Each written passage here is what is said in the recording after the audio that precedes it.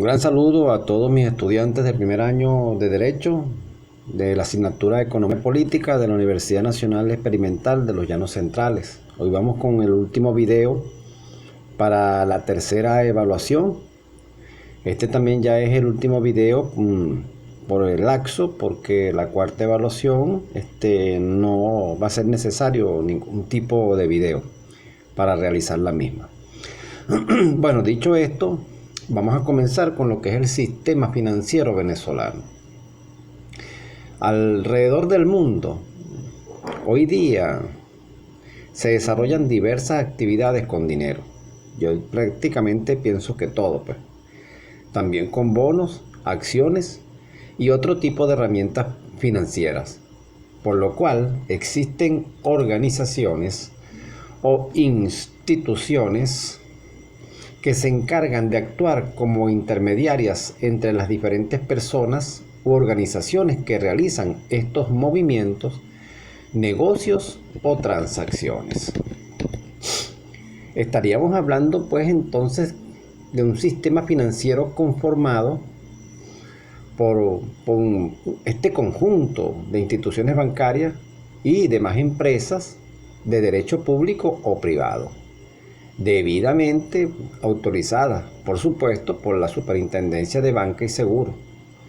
Instituciones que operan en la intermediación financiera, autorizadas a captar fondos del público y colocarlos en forma de créditos e inversiones. Bueno, el sistema financiero venezolano evolucionó en consonancia a la dinámica de la actividad económica. Se inicia como banca comercial para financiar la importante actividad de exportación agrícola de las casas comerciales europeas del siglo XIX, y se diversifica por los efectos de la explotación petrolera ya en los albores del siglo XX y sus requerimientos de financiar el modelo de industrialización para la sustitución de importaciones. Pero es en la década de los años 40 del siglo XX que comienzan a aparecer las instituciones reguladoras del sistema, tales como Banco Central de Venezuela y Superintendencia de Bancos y otras instituciones financieras, a pesar de que ya existía el Banco Central de Venezuela, pero comienzan a aparecer como instituciones reguladoras. Es importante hacer esta pequeña diferencia. Bueno, se institucionaliza, se supervisa y se reglamenta el funcionamiento de las entidades bancarias y luego fueron encargadas de la circulación del flujo monetario, cuya tarea principal es canalizar el dinero de los ahorristas hacia quienes deseen hacer inversiones productivas. Es cuando el deber pues tendría el Estado en ese momento de desarrollar una actividad de carácter económico, encaminada ¿a qué? A la obtención de medios que le permitan satisfacer las necesidades colectivas mediante la realización de los servicios públicos. Esta actividad financiera comienza en el momento en que se apropia de las riquezas o bienes producidos por las demás economías y las convierte en ingresos para atender los gastos que le causará cumplir su deber de satisfacción de las necesidades públicas. Y termina cuando el ingreso público se ha convertido en servicio público o medio de satisfacer la necesidad. Toda actividad financiera es desarrollada por el Estado, destinada a obtener y administrar los recursos para el cumplimiento de sus fines, y comprende la obtención de los ingresos y recursos públicos, la administración y empleo de los recursos, los objetivos políticos, económicos y sociales. Por otra parte, la naturaleza de la actividad financiera ha sido objeto de discusión, inclusive hasta la fecha reciente, considerada como una actividad política, la actividad financiera es esencialmente política y según autores como Sanz de Bujanda o Ferreiro, la actividad financiera es una actividad eminentemente política, ya que la elección y decisiones se toman por los órganos públicos. Si bien el contenido es económico, pues versan sobre los ingresos y gastos públicos, lo cual la teoría económica consiste en definir al Estado como un conjunto improductivo en donde sus consumos no generan ningún provecho, mientras que la teoría sociológica es aquella en la que los elementos que intervienen en la sociedad son o están unidos a la actividad financiera y regulados por un principio denominado principio social. Y por último, la teoría política. Para muchos autores, la actividad financiera tiene carácter político, pero es calificado por principios sociales. Ahora bien, las finanzas públicas regirán las necesidades que se originen frente a las relaciones de Estado con los individuos o las del Estado frente a sus propias necesidades. Cuando hablamos de la ciencia de las finanzas públicas, referimos a que atiende todo lo relacionado con la forma de satisfacer las necesidades que demande la comunidad de personas que integran un Estado.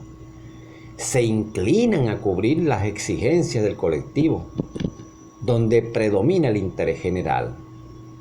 Estudia la actividad financiera pública o del Estado, es decir, cómo el Estado obtiene, administra y gasta recursos con la finalidad de satisfacer estas necesidades. En otras palabras, estudia el problema financiero del Estado. Para comprender esto, es necesario poner en claro que todos los estados necesitan contar con un presupuesto más o menos planeado o planificado a nivel anual para proyectar diferentes tipos de obras y medidas a ejecutar. A diferencia de lo que sucedía con los gobiernos monárquicos de otros tiempos, hoy en día la mayor parte de las democracias del mundo cuentan con su propia versión de un derecho financiero, es decir, el conjunto de reglas, normativas y leyes que establecen elementos característicos del manejo de fondos públicos. Este se encarga de regular y organizar todas las actividades que tienen que ver con las finanzas y la presupuestación de un Estado. Como tal, el derecho financiero, a diferencia del derecho tributario o fiscal, forma parte del derecho público, ya que se establece entre entidades públicas como los estados, instituciones administrativas, legislativas, etc. El derecho financiero supone una gran relevancia en lo que respecta al buen funcionamiento de los estados, ya que es el responsable de otorgar a las entidades y personas gobernantes con las prerrogativas monetarias y financieras para llevar a cabo diferentes proyectos de gobierno, medidas y decisiones que requieran el uso del presupuesto disponible. El derecho financiero tiene como principal objetivo evitar el abuso de los fondos públicos a manos de los funcionarios de turno, y esto lo logra a través del establecimiento de límites, controles y regulaciones al uso de esos capitales que se consideran no pertenecientes a la persona que se encuentra gobernando, sino al aporte de todos los individuos que conforman la sociedad, es decir, al pueblo. Tal sistema social requiere de un órgano de dirección, que es el Estado, y que va a ser el encargado de satisfacer las necesidades públicas. Esta función necesita, por supuesto, de gastos y por consiguiente de ingresos. Se considera la política fiscal, siendo esta el conjunto de medidas e instrumentos que toma el Estado para recaudar los ingresos necesarios para la realización de la función del sector público, El propósito de la política fiscal, entonces, es darle mayor estabilidad al sistema económico, al mismo tiempo que se trata de conseguir el objetivo de ocupación plena. La política fiscal tiene, a mi juicio, dos componentes: el gasto público y los ingresos públicos. El gobierno gasta a través de inversiones públicas, gastos públicos, y obtiene ingresos a través de los impuestos sobre las actividades de producción y de circulación de mercancías. Sobre los ingresos y ganancias de cualquier otra naturaleza. No obstante, las ciencias fiscales estudian los ingresos, el gasto y las finanzas públicas, especialmente enfocados en la ingeniería financiera y administrativa del Estado. Como vía de obtención de los recursos económicos que satisfagan el gasto público y con ello las necesidades del colectivo, coadyuvando al logro de los objetivos estatales de conformidad con la Constitución, al Plan de Desarrollo Económico y Social de una nación y demás normas del bloque de legalidad que asistan dicha materia.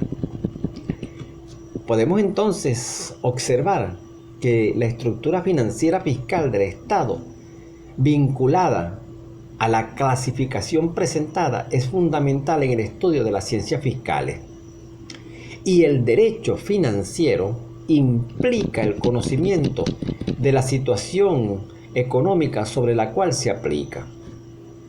Con la actividad fiscal se logra una redistribución de la renta y se lleva a cabo una política anticíclica, lo cual demuestra las estrechas relaciones entre el derecho financiero y las ciencias económicas y está íntimamente ligado al estudio de la realidad social de cada nación.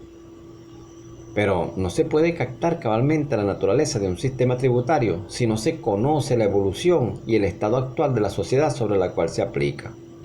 Este sería un caso muy interesante en nuestro caso venezolano. El Estado, para una buena y sana política financiera, debe ser muy cuidadoso de no excederse en las medidas que desea tomar, porque puede afectar las finanzas públicas y aumentar el déficit fiscal a niveles peligrosos que afectarían la estabilidad económica de nuestro país. El medio por el cual el Estado obtiene los recursos necesarios para desarrollar sus políticas, que en este caso podría ser una deuda externa o interna o externa o a través de impuestos, y mantener en niveles aceptables su déficit fiscal, afecta también otras variables como las tasas de interés y la tasa de cambio, las cuales también deben ser tenidas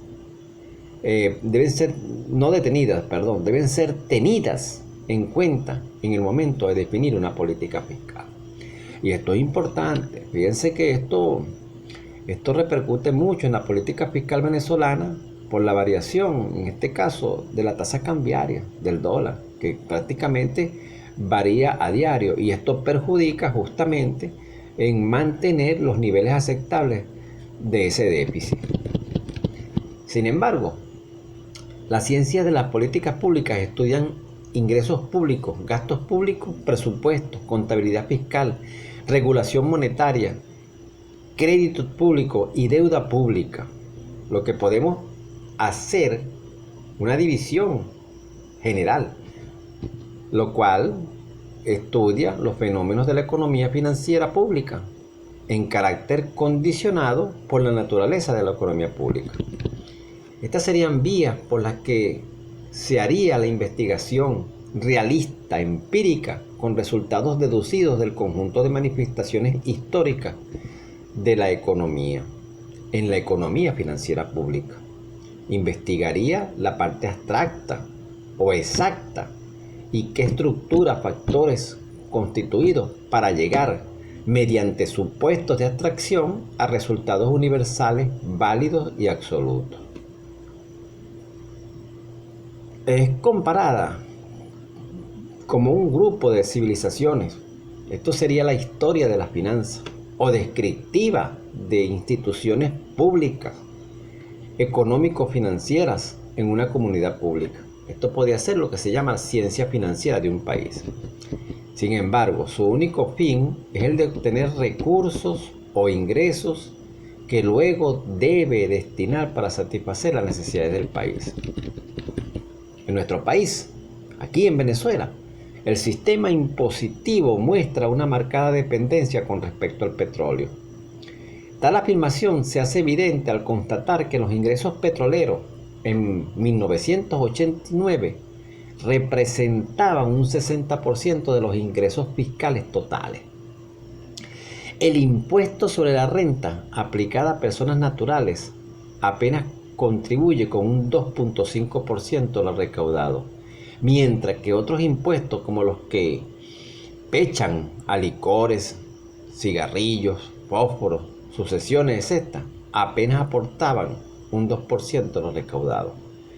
En un intento, en esa época, por disminuir la dependencia fiscal con respecto al petróleo, se comenzaron a utilizar distintos tipos de impuestos, entre los cuales se encuentran el valor agregado, el IVA, el impuesto sobre la renta, que era el ISB, el impuesto sobre las ventas al mayor y al consumo santuario, que era el ISBM, el impuesto a los activos empresariales, que era el IAE, y el impuesto al débito bancario, que es el IDB.